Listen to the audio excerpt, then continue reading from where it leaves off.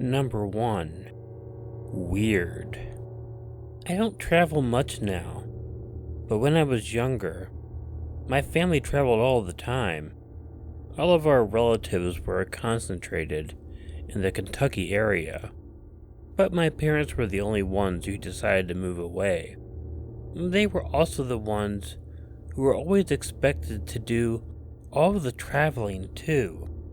Not having a lot of money, we rarely, if ever, would stay in a motel on these long drives. We very often would sleep in cars. More often than not, we would park the car at a rest area or truck stop in order to get some sleep.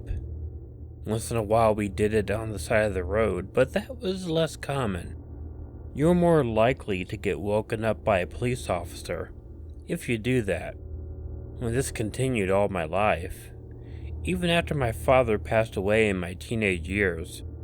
Then my mom, me, and my little brother would take all the trips together, and I graduated up to the front seat. So when I was 16, we were taking a fairly short trip. It was really only a 9-hour drive. However, we left in the evening so that we could totally avoid the rush hour.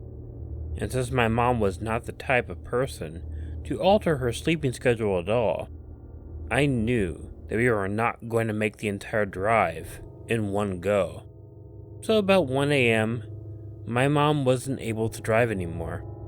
So she told me to keep an eye out for a truck stop or a rest area. There was one ahead of us, and we pulled into it. It was a rest area with a large back parking lot for truckers. There were a couple semis parked back there.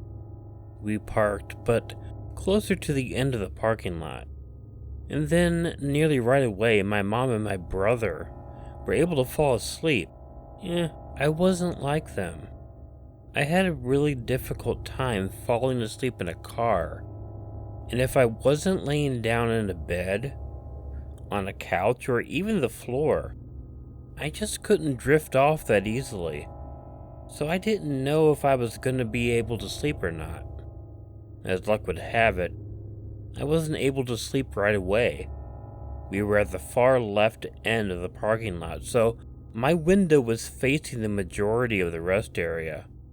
So I laid my head against the window of the door and looked out over the parking lot. And I tried keeping and hoping that I would fall asleep. I may have dozed off once or twice, but if I did, it was really light sleep. So it seemed like I was awake the entire time. I was watching through the slightly foggy window for who knows how long. My little brother, that boy fogs up a window like you would not believe. Occasionally, a person was walking, but there were not very many. I watched one car pull up, and it parked a bit away from us, but it did park near another car. A huge man got out of the car, and he walked up to the car that he had pulled up near. And then I watched as he pulled out a gun and suddenly shot through the window of that parked car. It was hard to process what I had seen, and at first, I just sat there in the car looking at the scene, and I didn't know what to do, but after seeing what I saw, I knew I had to do something to protect my family.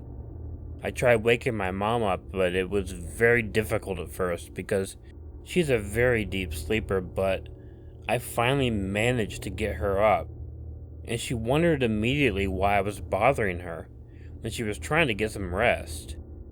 I tried to explain to her what I had seen. I think she was still a bit sleepy-headed, though, and had trouble processing it. She moved a little bit, and she accidentally hit the horn on the steering wheel. It was only for a moment, but that was all that was needed. I looked back out the window at the attacker. To my horror, he had heard the honking, and he obviously knew it came from our car. I began begging and pleading with my mom to start the car and get out of there. She kept asking me, "What for?"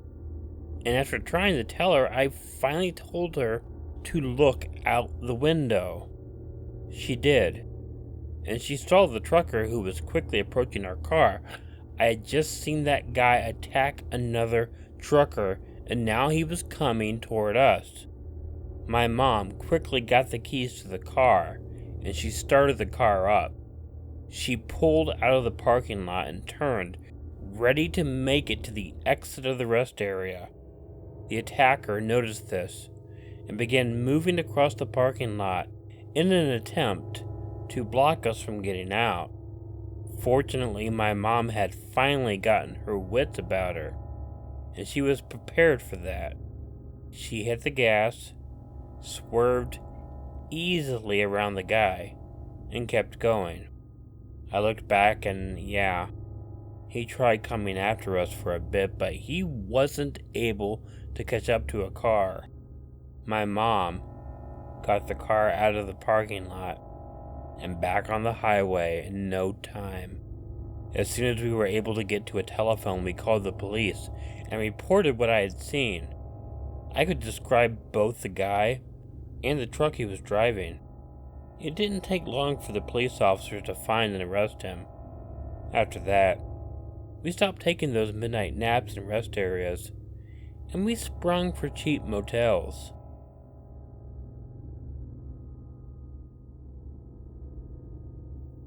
Number 2. Rest. I spent many years as a trucker. I'm a female, which is important to the story, I suppose. And one thing that I learned driving back and forth across the country for decades is that you're always going to find something weird. I can't even tell you how many times I've looked down into a car that was passing me and I saw someone getting oral sex, or something like that. And that's one of the more normal things I've seen. I've been driving for a really long time. I tried to stay awake as long as I could, I think I'd been up and on the road for about 24 hours. However, even with coffee, my eyes were betraying me and it was becoming impossible to keep them open. I absolutely didn't want to have an accident and harm any innocent people, so I decided to pull over at the next stop that I saw. I came across the rest area very shortly after. I pulled my truck into it, and then into one of the truck parking spots. I wanted to go to sleep right away, but I needed to go out to the bathroom first. It was very cold when I got out. It was pretty late too, but that doesn't always mean anything at a rest area. People are around all times of the day and night, but there was no one outside but me. And when I went into the rest area, there was no one in there but me either. Even though I was exhausted, I knew I wouldn't fall asleep right away. There was a coffee machine, and I got myself a hot chocolate from it, so it might help me doze off. I remember it was one of those cups that had a poker hand on it, and I got a full house. Not that I was playing anyone, so it's not like it really mattered. So anyway, I took a sip, and then walked back out into the cold. I was not in a really huge hurry, since I'd been making good time, and I could sleep as long as I needed to. I got up to my truck, and then stepped up on the sidebar in order to reach the door. However, I noticed something that caused me to pause for a moment. I had a sleeping compartment in my truck, and I noticed that the curtain blocking it off from the front of the cab was closed. And that's what made me stop. It was because I'd never had that curtain closed. And while I was standing there looking, I noticed something far scarier. Someone was peering out from behind the curtain, and they quickly pulled away when I looked into the cab. I didn't know what to do. Part of me thought I should just open the door and confront whomever had gotten into my truck. I immediately felt like an ass for leaving the door unlocked, but I always did that. But I decided that it would be a better idea to get my butt back over to the rest area and call 911. I jumped down, and then I ran over and back into the rest area. I called 911 and told them what happened, and they sent the police over. I waited in the building for the police to arrive. I watched the truck out of the window, but I hadn't been able to see it while I was on the phone. I was worried that whomever the person in the truck was, they might have gotten out and come after me. But fortunately, I would be able to see anyone if they were coming from the building. A car did pull in at one point, and someone came into the rest area, but I knew it was not the person who was in my truck. I warned them that someone had broken into my truck, and the police were coming, so they should be careful. Finally, the police arrived. Well, it was the highway patrol, technically, and I showed them which truck was mine. They went to check the truck out, and they came back after a little while. The trooper told me that there wasn't anyone in the cab. However, they believed me that someone had definitely broken in. Within the past week, a female trucker was attacked in a similar way. She had been stabbed several times, but not killed, by an intruder who had snuck up into her back compartment when she was in the rest area. It was scary, and the main thing I thought about was when I almost confronted that intruder. There's no better choice had ever been made by me by not doing that. I got into my truck and drove for a while longer. The experience had caused me to completely wake up for a while. I drove a long way before I decided to stop and sleep, and at that time, I made sure to lock the door.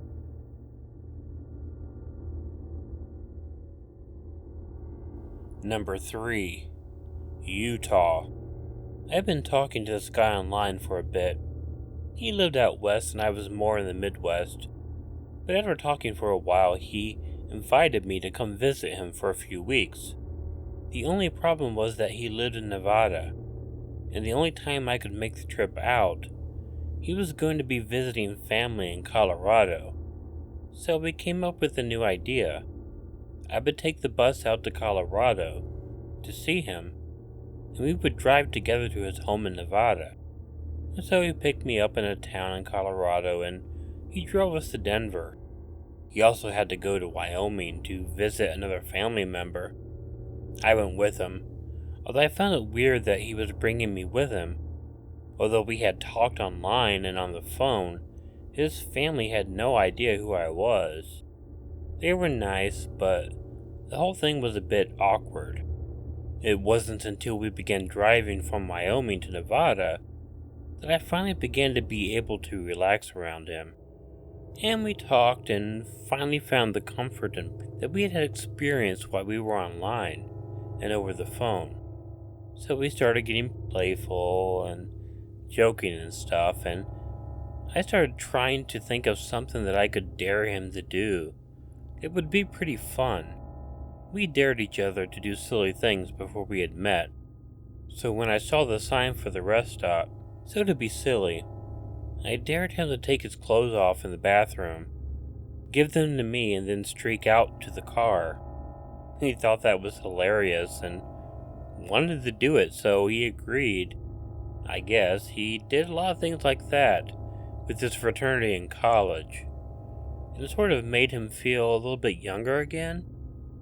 So I don't have to go into the details of us setting this up, but he undressed in a stall, gave me his clothes, and I took them out to the car. I then waited for him to show up. A couple of guys actually went into the bathroom as I was leaving, so I was pretty sure that he would wait for them to leave before he did the deed. I kept watching from his vehicle, and the two guys who had come in were in there for an awfully long time. But finally, after a while, the two guys came out. They went over to their pickup truck and drove away. Then I kept waiting for Brian to come out of the rest area. It was pretty late at night, and there were not many cars out there on the highway that night, so no one else was stopping at the rest area. I mean, it was weird. So I got out of the car and I went into the rest area. At first I thought that he might have chickened out, and he was still in the bathroom stall. So I went into the bathroom and I called out for Brian, but he was not in there. Confused, I kept looking throughout the area trying to find him. I checked out the woman's bathroom, thinking he might have gone in there to avoid the two big guys who had gone to the building. There was also a closet. It was unlocked and I checked it out too. And no, Brian was not there, or anywhere. I began to get very concerned. Very concerned. What the hell could have happened to him? I completely searched that rest area, and he was nowhere to be seen.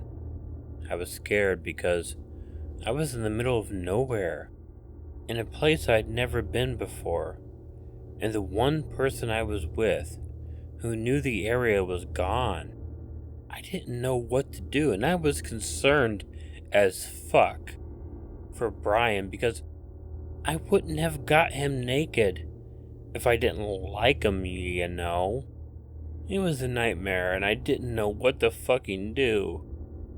I decided I needed to go out and check on the car.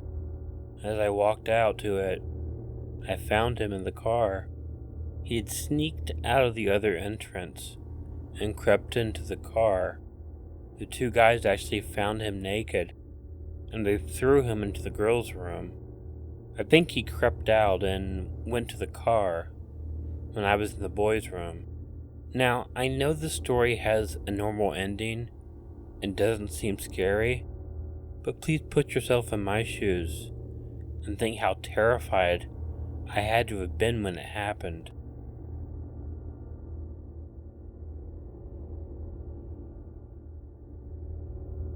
Hey y'all, Killer Orange Cat here. Hope you're all doing well. I'm going to do a more personalized ending today. My sister and I have had a lot of weird stuff going on in the past week. Neither of us drive, so my mom drove us a half hour to McKenzie, Tennessee to get a new modem. And there was a sign on the door. This office is temporarily closed until further notice. I don't really care if there's repercussions or anything, but just for the record, I fucking hate Spectrum. But anywho, that's been the problem. There was a big outage last week, and after that, our modem died. And after that, we had an old modem that we hooked up, and we were able to do some things on it, but not a whole lot. And we thought today we'd go there and we would fix things, but of course the office was closed. My sister, being the person that she is, called up Spectrum on the ride home, and they're bringing us a new modem tomorrow around noon, but she got things done, and tomorrow everything will be normal. And I'm not going to go into a whole spiel right now. I hope you guys are great. You know I love you. Thank you for your support even in hard times. I may not have the biggest fan base on YouTube, but I have the best one. But please remember to not forget to check in your closet. Check under your bed, because you never know where a killer orange cat might be hiding. Good night.